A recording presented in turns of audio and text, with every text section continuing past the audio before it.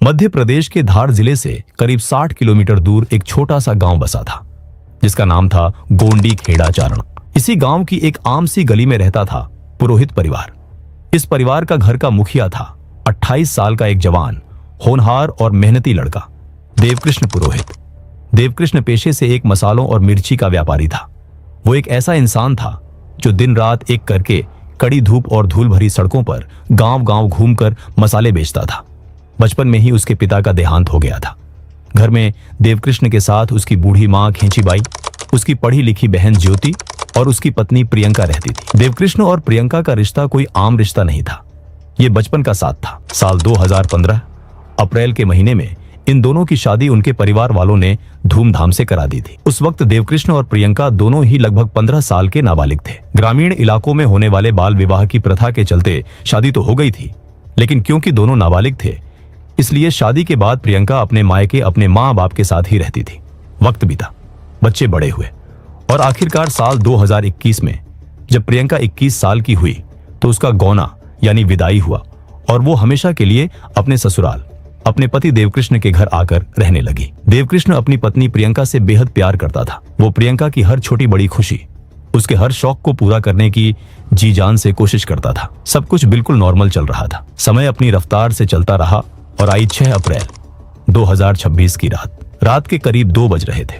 देवकृष्ण भी दिन भर की कड़ी मेहनत और थकान के बाद अपने बिस्तर पर गहरी नींद सो रहा था। उसका परिवार अपने अपने कमरों में था, लेकिन तभी अचानक देवकृष्ण के घर के अंदर से चीखने की आवाज सुनाई देती है। आवाज इतनी तेज और खौफ से भरी थी कि पड़ोसियों की नींद झटके से टूट गई। देवकृष्ण की मां और बहन की भी नींद टूट जाती है। वो दोनों और गांव के लोग घबराकर देवकृष्ण के कमरे में आते हैं। जब गांव वाले देवकृष्ण की मां और उसकी बहन वहां पहुंचकर देखते हैं तो वो मंजर देखकर उनकी सांसें अटक जाती हैं। उनके पैरों तले जमीन खिसक गई। अंदर कमरे का सारा सामान बुरी तरह से बिखरा हुआ था। अलमीरा के दरवाजे टूटे हुए थे, कपड़े जमीन पर बिखरे थे, दरवाजे खुले पड़े थे। ऐसा लग रहा था जैसे वहां किसी ने भयंकर लूटपाट मचाई हो। लेकिन तभी लोगों की नजर मेन बेडरूम की तरफ जाती है और जो नजारा उन्होंने वहां देखा उसने सबकी चीखें निकाल दी। 28 साल का वो जवान सीधा साधा व्यापारी देवकृष्ण पुरोहित अपने ही बिस्तर पर मौत की गहरी नींद सो चुका था। उसके सिर पर किसी बेहद भारी धारदार हथियार से इतना भयंकर और जानलेवा वार किया गया था। बिस्तर पूरी तरह से खून से लथपथ था। देवकृष्ण की मां और बहन इसे देखकर पूरी तरह टूट गए थे। वो ये मंजर देख ही रहे थे कि अचानक बगल वाले कमरे से किसी के रोने, तड़पने और सिसकने की आवाज आ रही थी, जिसके बाद लोग भागकर उस कमरे की तरफ जाते हैं। वहां उन्होंने देखा कि प्रियंका अंधेरे में जमीन पर गिरी पड़ी है। उसकी हालत ऐसी थी कि उसे देखकर किसी का भी दिल रो पड़े। प्रियंका के हाथ और पैर पीछे की तरफ बुरी तरह से एक रस्सी से बंधे हुए थे और उसके मुंह पर एक कपड़ा कसकर बांधा गया था ताकि उसकी आवाज बाहर ना आ सके। वो बुरी तरह से कांप रही थी। डर के मारे उसकी आंखें फटी की फटी रह गई थी। उसके आंसू रुकने का नाम नहीं ले रहे थे। वो पूरी तरह से एक भयंकर सदमे में थी। खेचीबाई और ज्योति ने जल्दी से आगे बढ़कर उसके मुंह का कपड़ा हटाया और उसके हाथ पैर खोले। प्रियंका को तो जैसे होश ही नहीं था। वो जमीन पर बैठकर अपने बाल नोचते हुए रो रोकर बस एक ही बात बोल रही थी कि उन्होंने मेरे पति को मार डाला, उन्होंने मेरा सब कुछ लूट लिया, हम बर्बाद हो गए। उसकी सास ने उसे गले लगाकर उसे दिलासा देने की कोशिश की, लेकिन उस बेचारी पत्नी का दुख इतना बड़ा था कि उसकी चीखें रुक नहीं रही थी। प्रियंका ने रोते बिलखते हुए वहां खड़े लोगों को एक ऐसी खौफनाक कहानी सुनाई जिसे सुनकर भीड़ में खड़े हर शख्स का खून खौल उठा। प्रियंका ने कांपते हुए बताया, रात के अंधेरे में अचानक 3 से 4 नकाबपोश बदमाश हमारे घर में घुस आए थे। उन्होंने आते ही सबसे पहले मेरा मुंह बुरी तरह से दबा दिया। उनकी आंखों में खून सवार था। उन्होंने मुझे डराते हुए कहा कि जो कुछ भी घर में रखा है चुपचाप दे दो, वरना दोनों को मार डालेंगे। प्रियंका सांसें लेते हुए और रोते हुए आगे बोली, उन्होंने मेरे हाथ पैर बांधे और मुझे घसीट के बगल वाले इस कमरे में फेंक दिया। एक लंबा सा बदमाश मेरे मुंह के पास चाकू लेकर बैठा था। जब मैंने मदद के लिए चीखने की कोशिश की तो उसने मुझे धमकी दी कि वो मेरे पति को जान से मार देंगे। मैंने उसके आगे हाथ जोड़े, उसके पैर पकड़े, गिड़गिड़ाते हुए कहा कि मैं अपना सब कुछ दे दूंगी, बस हमारी जान बख्श दो। मैंने अपनी और मेरे पति की जान बचाने के लिए अपने 3 लाख रुपये के सारे सोने चांदी के गहने और 50,000 कैश अलमीरा से निकालकर उनके हवाले कर दिया। लेकिन फिर भी मेरा सब कुछ लूटने के बाद भी उन बेदर्द दरिंदों ने मेरे पति के सिर पर वार किया और उसे मौत के घाट उतारकर अंधेरे में वहां से भाग गए। आधा घंटा हो गया था मुझे वहां बंधे हुए चिल्लाते चिल्लाते, लेकिन कोई नहीं आया। एक तरफ उस जवान बेटे की लाश थी और दूसरी तरफ एक बेचारी रोती बिलखती विधवा पत्नी जिसका सब कुछ लुट चुका था। हर कोई उन दरिंदों को फांसी की सजा देने की मांग कर रहा था। कुछ ही देर में गांव वालों की खबर पर पुलिस और फोरेंसिक टीम क्राइम सीन पर पहुंच जाती है। जब पुलिस वालों ने प्रियंका से पूछा कि क्या हुआ था, तो प्रियंका ने वही कहानी सुनाई जो उसने गांव वालों को सुनाई थी। पुलिस वालों को यही लग रहा था कि ये एक टिपिकल रॉबरी मर्डर का केस है। सुबह होते ही धार जिले के सबसे एक्सपीरियंस्ड और तेज तर्रार police officers SP Mayank Awasthi और एएसपी पारुल बेलापुरकर अपनी फोरेंसिक टीम और डॉग स्क्वाड के साथ क्राइम सीन पर दाखिल हुए। घर के चारों तरफ येलो बैरिकेड टेप लगा दी गई थी। जैसे ही पुलिस ऑफिसर्स घर के अंदर पहुंचे, उनके सामने वही टूटा हुआ अलमीरा, बिखरे हुए कपड़े और खून से लथपथ देवकृष्ण की लाश पड़ी थी। और दूसरे कमरे में प्रियंका, जो अभी भी सदमे में थी, उसके आसपास गांव की औरतें बैठी उसे दिलासा दे रही थी। ये खबर जल्द ही न्यूज चैनल्स में आने लगी, जिसके बाद प्रियंका लगातार नेशनल मीडिया और न्यूज चैनल्स के कैमरा के सामने आंसू बहा रही थी। उसने रोते हुए ऑन कैमरा न्यूज चैनल वालों से कहा, मैंने बोला मैं सब दे दूंगी, मेरा सामान मैंने सब निकाल के दे दिया। उन्होंने मुझे घसीटा, मेरे मुंह पर हाथ रखा और बोला, अगर तूने चिल्लाई तो तेरे पति को मार देंगे। उसका ये रोते हुए वीडियो सोशल मीडिया पर आग की तरह फैल रहा था। हर कोई इस लुटी पिटी बेचारी विधवा के लिए सहानुभूति दिखा रहा था। पूरा देश उन अनजान लुटेरों को फांसी देने की मांग कर रहा था। लेकिन दूसरी तरफ एसपी मयंक अवस्थी और एएसपी पारुल बेलापुरकर की पारखी नजरें कुछ और ही ढूंढ रही थी।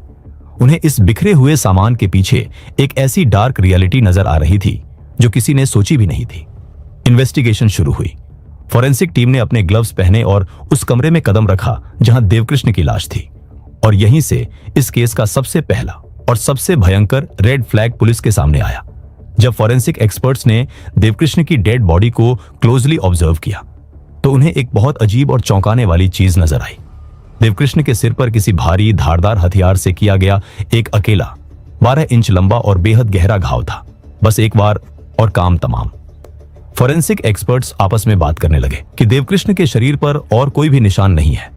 अक्सर ऐसे मामलों में हाथापाई होती है और शरीर पर कहीं ना कहीं निशान आ ही जाते हैं। देवकृष्ण के शरीर पर कोई और निशान ना देखकर वो चौंक जाते हैं। ये पहला डाउट था जिसने पुलिस के दिमाग की घंटी बजा दी। पुलिस ने इसके बाद घर के बाकी हिस्सों की इन्वेस्टिगेशन शुरू की। एसपी पारुल बेलापुरकर के दिमाग में एक बहुत बड़ा सवाल घूम रहा था। देवकृष्ण और प्रियंका के कमरे के ठीक बगल वाले कमरों में देवकृष्ण की मां खेचीबाई और उसकी बहन ज्योति सो रही थी। उन्होंने उन दोनों से पूछताछ की और पूछा कि क्या आप लोगों को कोई आवाज नहीं आई, तो उन दोनों ने कहा कि उन्हें कोई आवाज नहीं आई। ये सुनकर एएसपी पारुल बेलापुरकर थोड़े हैरान हो गए और वो सोच में पड़ गए कि कैसे 3 से 4 चोर आते हैं और एक आदमी का खून करके घर लूट के जाते हैं और परिवार को भनक तक नहीं लगी। धीरे धीरे प्रियंका की बनाई हुई उस परफेक्ट रॉबरी स्क्रिप्ट में दरारें आना शुरू हो गई थी। प्रियंका का बिहेवियर, उसके बयान बार बार थोड़े थोड़े बदल रहे थे। पूछताछ में कभी वो कहती उसने 2 नकाबपोश देखे, कभी कहती 3 थे, कभी वो टाइम को लेकर कंफ्यूज हो जाती थी। लेकिन पुलिस को अभी भी एक ठोस सबूत चाहिए था। प्रियंका ने पुलिस और मीडिया के सामने बार बार ढिंढोरा पीटा था कि लुटेरे उसके 3 लाख रुपये के सोने चांदी के गहने और 50,000 रुपये कैश लूट कर ले गए हैं। पुलिस ने सोचा, अगर लुटेरे इतना सारा सामान लेकर गांव से भागे हैं तो कोई ना कोई क्लू, कोई फुटस्टेप या गांव के आसपास किसी सीसीटीवी में उनका कोई निशान जरूर होगा। एसपी मयंक अवस्थी ने अपनी सर्च टीम को ऑर्डर दिया कि घर का और आसपास के इलाके का चप्पा चप्पा छान मारो। सर्च ऑपरेशन शुरू हुआ।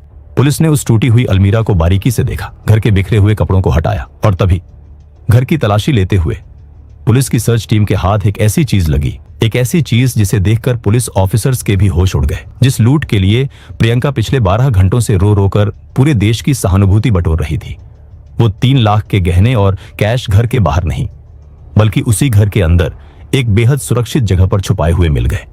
जैसे ही ये गहने पुलिस के हाथ लगे, प्रियंका अब पुलिस की नजरों में सबसे बड़ी और सबसे खतरनाक सस्पेक्ट बन चुकी थी। एसपी अवस्थी समझ गए थे कि दुश्मन बाहर से नहीं आया था, दुश्मन इन्हीं 4 दीवारों के बीच मौजूद था।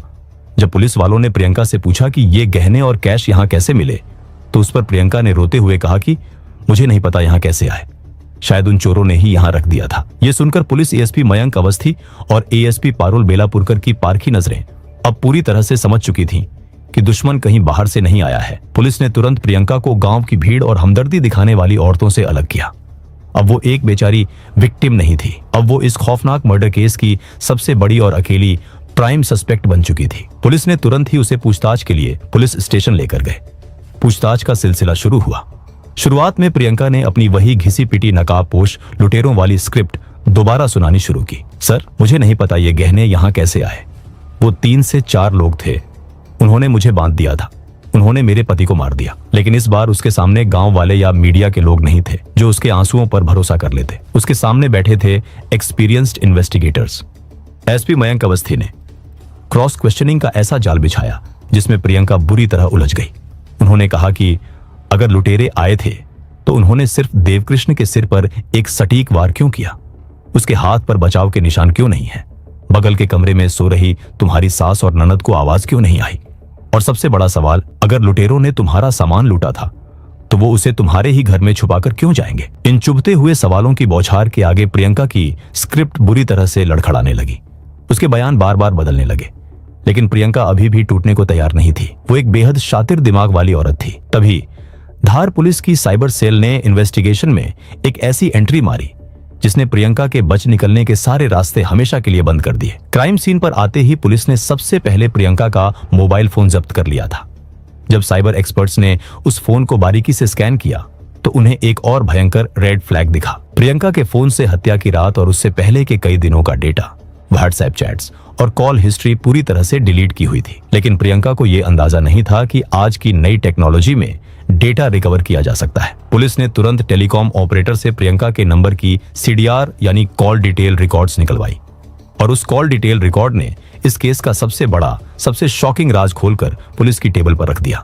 हत्या की रात और उससे पहले के लगातार 4 दिनों तक प्रियंका के फोन से सबसे ज्यादा कॉल्स एक ही नंबर पर किए गए थे। रात भर लंबी लंबी बातें हुई थी और वो नंबर किसी चोर या डाकू का नहीं था। वो नंबर था 32 साल के एक शादीशुदा आदमी का, जिसका नाम था कमलेश पुरोहित।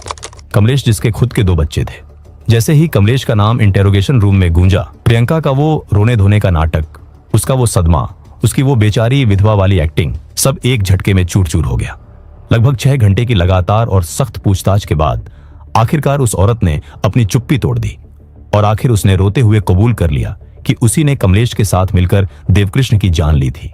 उसने बताया कि देवकृष्ण और प्रियंका का बाल विवाह कर दिया गया था जब दोनों महज 15 साल के थे। साल 2021 में जब प्रियंका परमानेंटली अपना गौना करके ससुराल आई तो वो अंदर ही अंदर इस शादी से घुटन महसूस करती थी। प्रियंका अपने ससुराल अपने पति के साथ रुकना ही नहीं चाहती थी। जहां एक तरफ देवकृष्ण अपनी पत्नी से प्यार करता था, वहीं प्रियंका अपने पति से उतनी ही नफरत करती थी। प्रियंका हर रोज देवकृष्ण के साथ झगड़े करती थी। वो हर दिन पूरे परिवार के सामने देवकृष्ण को उसके रंग और रूप को लेकर बेइज्जत करती थी। वो उसके मुंह पर चिल्लाती थी, तुम काले हो, तुम मेरा लेवल मैच नहीं करते, तुम मुझे डिजर्व नहीं करते। एक जवान पति के लिए इससे बड़ी बेइज्जती और मानसिक शोषण क्या हो सकता है? लेकिन देवकृष्ण इस उम्मीद में सब कुछ सहता रहा कि शायद एक दिन सब ठीक हो जाएगा। और प्रियंका ये सब इसीलिए कर रही थी क्योंकि वो कमलेश से प्यार करती थी। इन दोनों का अफेयर साल 2017 से ही चल रहा था, यानी ससुराल आने से पहले से ही प्रियंका का दिल कमलेश के लिए धड़कता था। यही नहीं, कमलेश भी इतना निडर और बेशरम था कि वो अक्सर देवकृष्ण के घर के बाहर से गुजरता था और प्रियंका खिड़की पर घंटों खड़ी होकर उसे निहारती रहती थी। एक दिन देवकृष्ण ने प्रियंका को कमलेश के साथ देर रात बात करते हुए पकड़ लिया, जिसके बाद दोनों के बीच काफी बहस हुई। लेकिन देवकृष्ण उस समय चुप रहा, ये सोचकर कि गांव में उसकी बदनामी होगी कि उसकी पत्नी किसी शादीशुदा लड़के से अफेयर कर रही है, इसीलिए वो चुप रहा। यही नहीं, इसके बाद प्रियंका पूरे 2.5 साल अपने मायके में ही रही। देवकृष्ण ने प्रियंका से काफी बार वापस ससुराल आने के लिए कहा, लेकिन प्रियंका अपनी जिद पर अड़ी रही। फिर जाके एक दिन प्रियंका ने देवकृष्ण से कहा कि वो एक ही शर्त पर वापस आएगी, अगर वो उसकी जिंदगी में टांग नहीं अड़ाएगा, उसे फोन इस्तेमाल करने पर नहीं टोकेगा, वो जिधर जाना चाहती है उधर जाने दिया जाएगा। देवकृष्ण ने अपने दिल पर पत्थर रखकर प्रियंका की इस बात को मान लिया और वो ये सब इसीलिए करता है क्योंकि आसपास गांव वाले लोग देवकृष्ण से सवाल कर रहे थे कि उसकी बीवी यहां ससुराल में क्यों नहीं रहती। अपनी इज्जत बचाने के लिए वो प्रियंका की इन शर्तों को मान लेता है, लेकिन ये प्रियंका की सिर्फ एक सोची समझी चाल थी। 2.5 साल जब वो अपने मायके में थी, वो अक्सर कमलेश के साथ मिलती थी। अक्सर वो होटल रूम्स में जाया करते थे। प्रियंका कमलेश के प्यार में डूब चुकी थी। वो चाहती थी कि किसी तरह से देवकृष्ण को रास्ते से हटा दिया जाए, जिससे प्रियंका एक बेचारी विधवा बनकर सबकी सहानुभूति हासिल कर लेगी और उसे देवकृष्ण की प्रॉपर्टी भी मिल जाएगी, जिसके बाद वो कमलेश के साथ अपना जीवन बिताएगी। मार्च 2026 में दोनों मिलकर देवकृष्ण को मारने का प्लान बना रहे थे, जिसके बाद प्रियंका और कमलेश ने एक प्रोफेशनल कॉन्ट्रैक्ट किलर की तलाश शुरू कर दी थी और उनकी ये तलाश खत्म हुई सुरेंद्र भाटी नाम के एक शख्स पर। सुरेंद्र एक लोकल सुपारी किलर था जिसने पहले भी कत्ल किए हुए थे। सुरेंद्र इन दोनों से मिलने आता है। तीनों प्लान बनाते हैं कि किस तरह देवकृष्ण को मारा जाए। फिर प्रियंका और कमलेश ने प्लान बनाया कि उसको नींद में ही उसके घर पे ही मारा जाए। इस प्लान पर सुरेंद्र ने भी मंजूरी दे दी। देवकृष्ण को मारने के लिए सुरेंद्र ने 1 लाख रुपये मांगे थे, जिस पर प्रियंका और कमलेश मान भी जाते हैं। प्रियंका ने सुरेंद्र को 50,000 एडवांस दिए। उन्होंने तय किया कि वो 4 अप्रैल को देवकृष्ण को मौत के घाट उतारेंगे। 31 मार्च 2026 में प्रियंका अपने ससुराल आई और आने से पहले ही उन्होंने मर्डर का प्लान तय कर दिया था। अगले 4 दिनों तक उसने एक अंडरकवर स्पाई की तरह अपने ही घर की रेकी की। उसने एक-एक दरवाजे, एक-एक कुंडी को बारीकी से टेस्ट किया। वो चेक करती रही कि किस दरवाजे को खोलने पर आवाज नहीं आती, उसकी माँ और ननद कितने बजे सोते हैं, कौन से रास्ते से जल्दी बाहर निकला जा सकता है। यही नहीं, इन 4 दिनों में उसकी कमलेश के साथ व्हाट्सएप पर लगातार चैटिंग चल रही थी। वो कमलेश से पूछती थी कि काम कब होगा, कैसे होगा, सब रेडी है ना। मौत का पूरा ब्लूप्रिंट फोन की स्क्रीन पर टाइप हो रहा था। 4 अप्रैल 2026 का दिन आ गया था, लेकिन तब अचानक सुरेंद्र कमलेश को कॉल करता है और कहता है कि वो आज कुछ कारण की वजह से मर्डर नहीं कर सकता, इसीलिए वो नहीं आ सकता। और जैसे ही ये बात कमलेश ने प्रियंका को बताई, वो ये सुनकर बौखला गई। उसने तुरंत ही सुरेंद्र को कॉल किया और सुरेंद्र को कहा कि वो उसके 50,000 रुपये वापस कर दे। लेकिन सुरेंद्र ने उसे कहा कि वो देवकृष्ण की जान जरूर लेगा, लेकिन आज नहीं, बल्कि 7 अप्रैल 2026 को। 7 अप्रैल का दिन आ गया था और सुबह सुरेंद्र ने कमलेश को बताया कि आज रात वो उनका काम कर देगा। और जैसे ही प्रियंका को यह खबर मिली, उसने पहले तो सास और ननद के सोने का इंतजार किया। उसके बाद उसने चुपचाप घर का मेन दरवाजा अंधेरे में खुला छोड़ दिया ताकि सुरेंद्र भी बिना कोई शोर शराबे के अंदर आ जाए। रात के गहरे अंधेरे में सुरेंद्र भाटी दबे पांव घर के अंदर दाखिल हुआ। उसके हाथ में लोहे का एक भारी धारदार हथियार चमक रहा था। वो सीधा देवकृष्ण के बेडरूम में पहुंचा। देवकृष्ण बेखबर गहरी नींद में था। सुरेंद्र ने बिना 1 सेकंड सोचे देवकृष्ण के सिर पर वो भारी हथियार पूरी ताकत से मार दिया। एक सटीक वार। देवकृष्ण को चीखने तक का मौका नहीं मिला। उसकी सांसें चंद पल में हमेशा के लिए रुक गईं। और प्रियंका ये सब वहां खड़े होकर देख रही थी।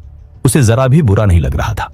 उनके प्लान के मुताबिक मर्डर के ठीक बाद क्राइम सीन को लूटपाट दिखाने का नाटक शुरू हुआ। उनके प्लान के मुताबिक सुरेंद्र ने ही प्रियंका के कहने पर उसके हाथ और पैर बांध दिए और उसे दूसरे रूम में बंद कर दिया। सुरेंद्र ने इसके बाद अलमीरा के ताले तोड़े, सारा सामान बिखेरा और वहां से चला गया। जाते जाते सुरेंद्र ने प्रियंका के कान के पास आकर और कहा कि मेरे यहां से निकलने के ठीक 15 मिनट बाद रोना और चीखना शुरू करना, उससे पहले बिल्कुल आवाज मत निकालना। और उसने ये इसीलिए किया कि वो वहां से आसानी से भाग सके। प्रियंका 15 मिनट होने का इंतजार कर रही थी।